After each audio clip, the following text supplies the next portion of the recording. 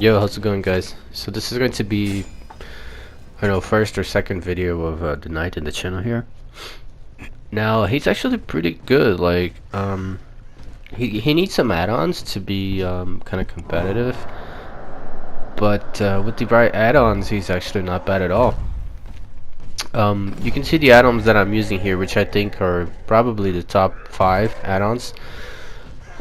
He has, I think it's called to arms, the yellow one, and the other one I'm not sure the name, but basically the brown one increases the detection range of the guards, which is very important because if you try playing him without that, it's pretty shitty. Like, you know how people just leave the loop when you place the guard real quickly, and the detection range doesn't even get him. But with this add-on, you see the detection range, you see right there, the detection range is large enough that will still pick him up. Without the add-on, that for example wouldn't even have reached him, because it's so small, the area.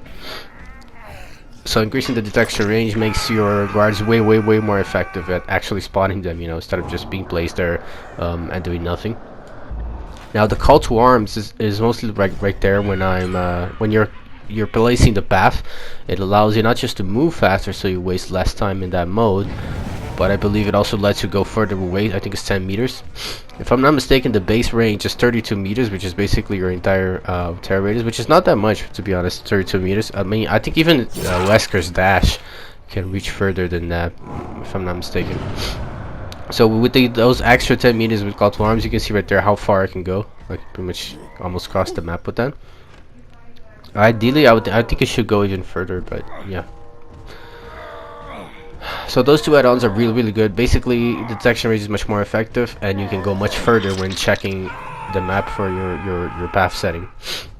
Now some other add-ons that I need to test still, that I think it could be really good. There's one add-on, I think it's a brown one. It's funny enough, all his brown ones are like really good. Probably the best are like his brown ones and the yellow ones, and the ones above are kind of gimmicky in a way, you know, just kind of weird.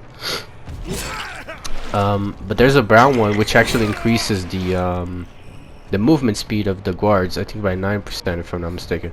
That one I have a feeling is going to be very effective.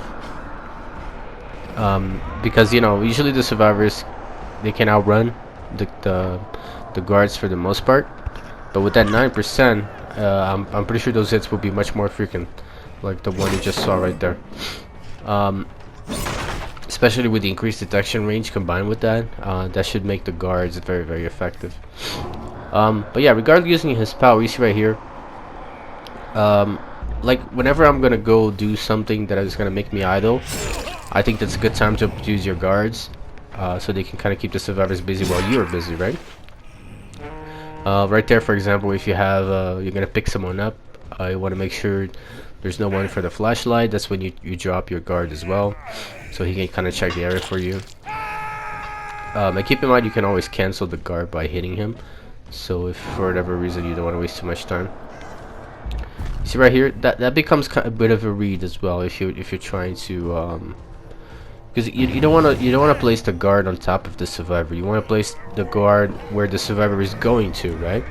Because first, because the guard takes a little while to sort of activate after you place him, and because obviously the survivor will be kind of reacting to it. So if you just place on top of it, he's easily going to react to that.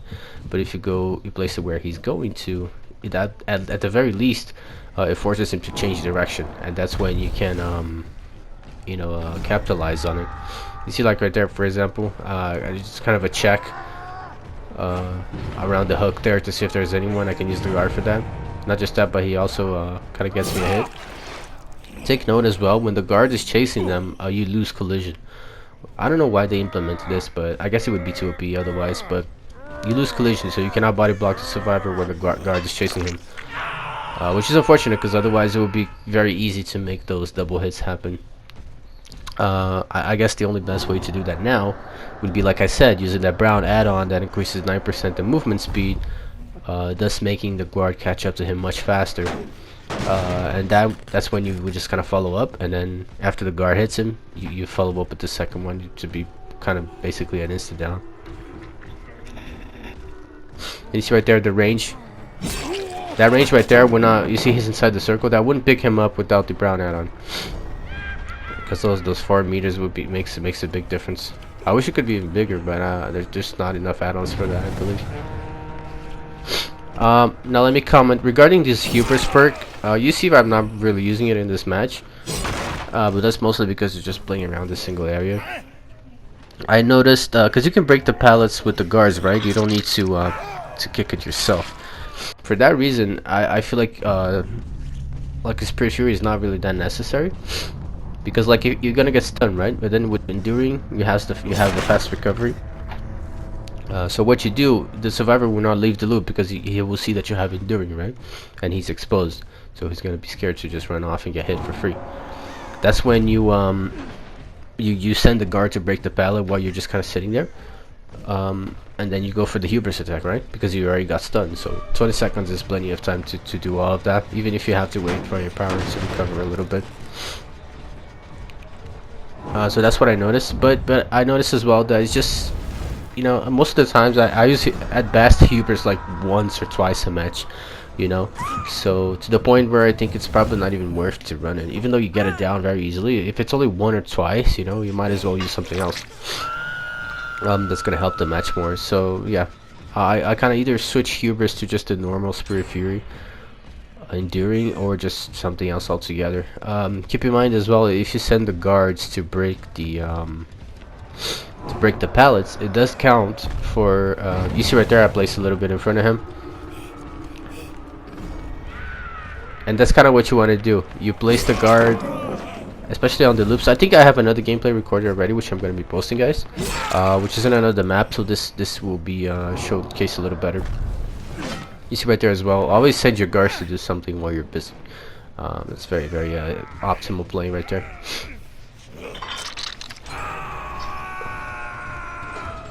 But you see right there, actually I don't think I noticed, but I just used hubris right there on that guy when he stunned me on the pallet.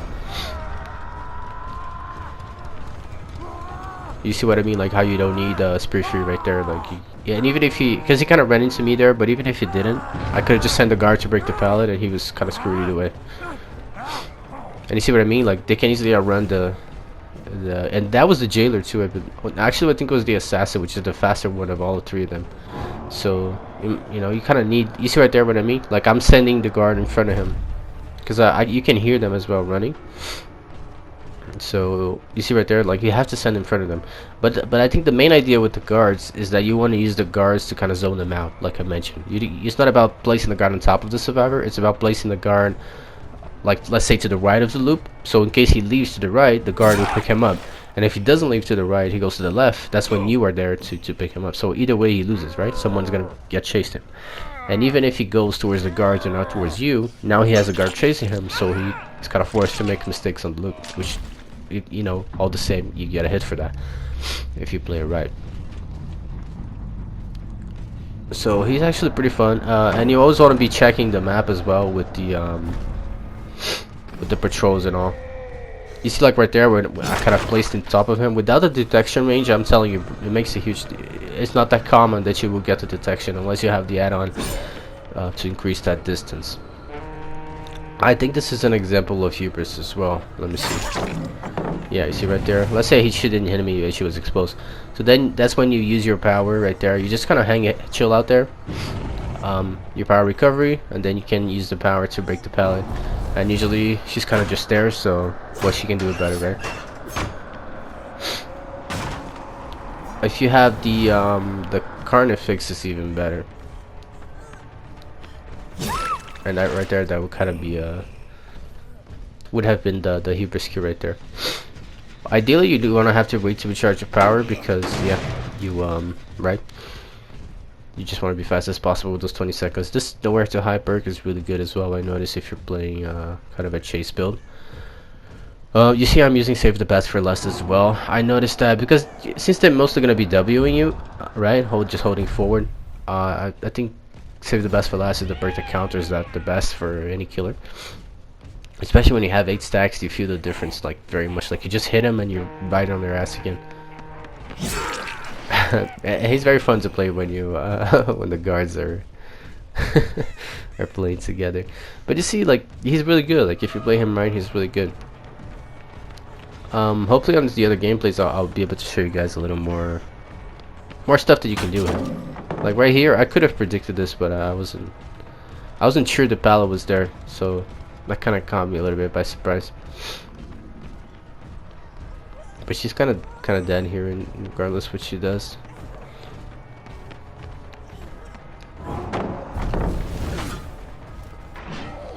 You see, that's not a good play right there. You don't want to do that. Like, just break the pallet immediately. You want to use the guard to spot him, not to break the pallets. Okay, unless you have hubris or something, and you know for sure he's like in a corner, and breaking the pallet will get you the hit. That's the only time you break the pallet. But for the most part, you know, just leave the pallet drop and use the guard to get the hits, right?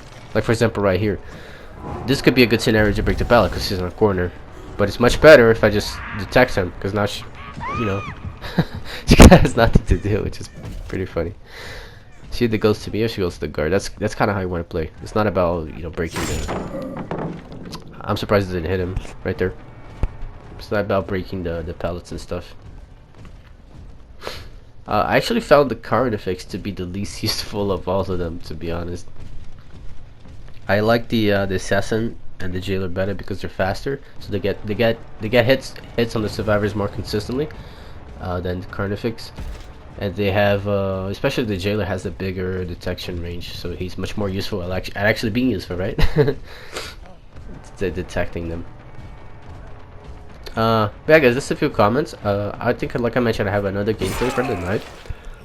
I'm pretty sure I recorded another one, so I'll be commenting over so you guys can get a better feel for what I'm doing and how to play him. Right here, I'm gonna cut this part off because I was looking for the challenge on the rift. I have to do those green glyphs, right? So I'm just kind of walking around instead of picking them up, trying to find my green glyphs. So I'll just cut this part off, guys, and yeah, see you guys on the other gameplay where I'll explain a little more about tonight.